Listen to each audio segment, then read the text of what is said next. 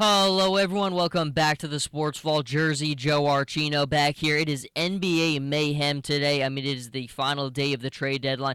Really, nothing substantial at all of yet. All just rumors with linking Dwight Howard, Blake Griffin, Carmelo Anthony, Kevin Love. It's all out there. Nothing substantial yet. And certainly, when something substantial comes out, we'll be right here to break it all down. But I think the Cavaliers are the one team that everybody continues to talk about. There's a general belief that they will make a move, that there is a need to make a move, but what will that move be? And I think clearly, yes, a move does need to be made. What will that be? That's the very difficult thing to find out right now. Their season was saved last year by the trade deadline. There's no denying that. Last season, they really were not in a good position, but they make the move for Timothy Mozgov. They bring in J.R. Smith and Amon Shumpert. Their season is saved. It also didn't hurt that LeBron started getting healthy, and then Kyrie Irving really meshed with him. But when those three guys came in, it shored up a lot of their problems. Because one thing a lot of people did not take recognition of at that time was the fact that they really had no clear-cut rim protector. Anderson Varejao was out for the season at that point. They really had no presence protecting the rim, and that's where a guy like Mozgov came in and just changed things for them dramatically. And then Shumpert on the defensive end and J.R. Smith with his act together and his timely shooting, it all worked, and it saved their season. What will happen this year? Will they need a move to save the season? I still contend that even if they don't make a major move at this point, they get to the Eastern Conference really without much of a problem. And I'll tell you why. It's because of one man, and it's not who you think it is. It's Kyrie Irving. To me, Kyrie Irving is the most important piece to the Cleveland Cavaliers. Now, again, that's very difficult to say for a team that has a player like LeBron James on it.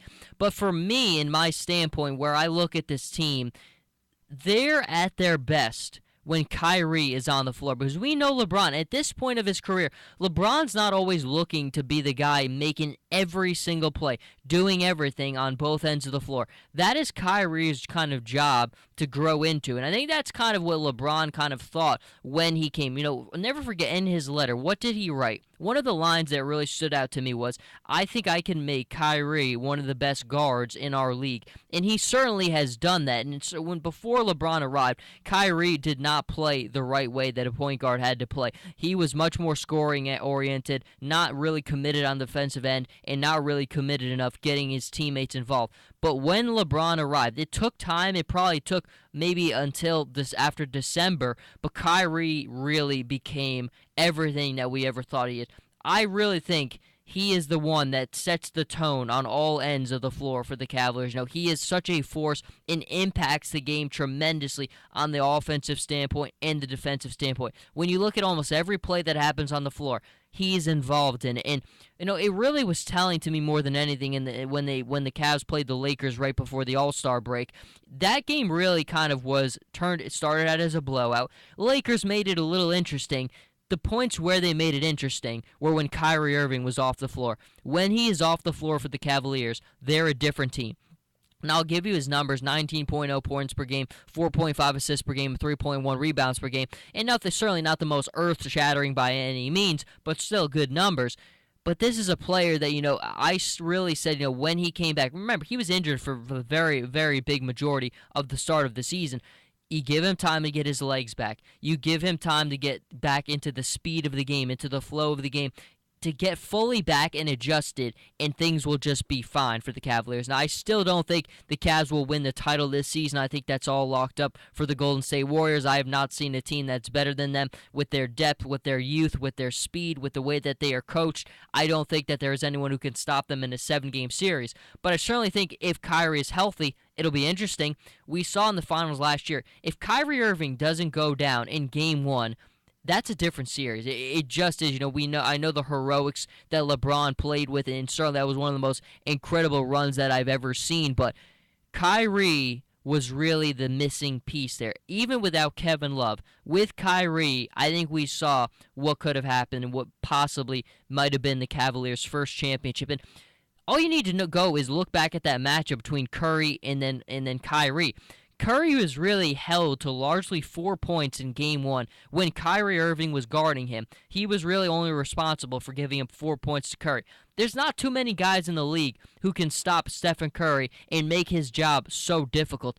Again, it really all comes down to his situational understanding of the game of basketball. That's one thing that has made LeBron being the guy there for him so helpful. The fact that LeBron has the unlimited IQ in the game of basketball. He reads the game. He's one of the smartest players that we've ever seen, and that knowledge has rubbed off so well on Kyrie Irving. To me, Kyrie is the catalyst for the Cleveland Cavaliers. Him and LeBron are still capable of leading this team to the finals because the competition in the East is just not comparable to them. There are good teams in the East. The Celtics are a good team. There are good teams, but there's no one who is at the level of the Cavaliers, even with some of the problems that they've had, and they haven't looked perfect at times.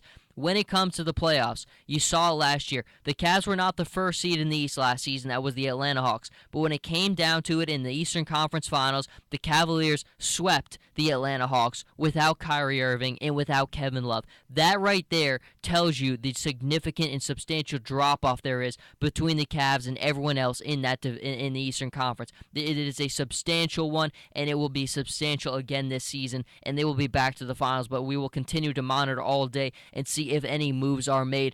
I was on earlier this week, talking about I do think it is a better fit. If this whole Knicks, Celtics, or any deal works out where the Cavaliers somehow ship off Kevin Love maybe, I think Kevin could go back to doing what Kevin did in Minnesota and being in a really a double-double machine. When he was in Minnesota, he was registering 10 and 10 almost every single night. He was really one of the most unstoppable players in the game, and it was because he was a central focus of that team. He was the man, and with Kyrie, with LeBron, there's not as much room for him to be fully the main focus of the team. I feel like, instead of letting the game come to him, they're trying to force the game through him, and it's not natural. And Minnesota was natural. They needed him, so he had to do that.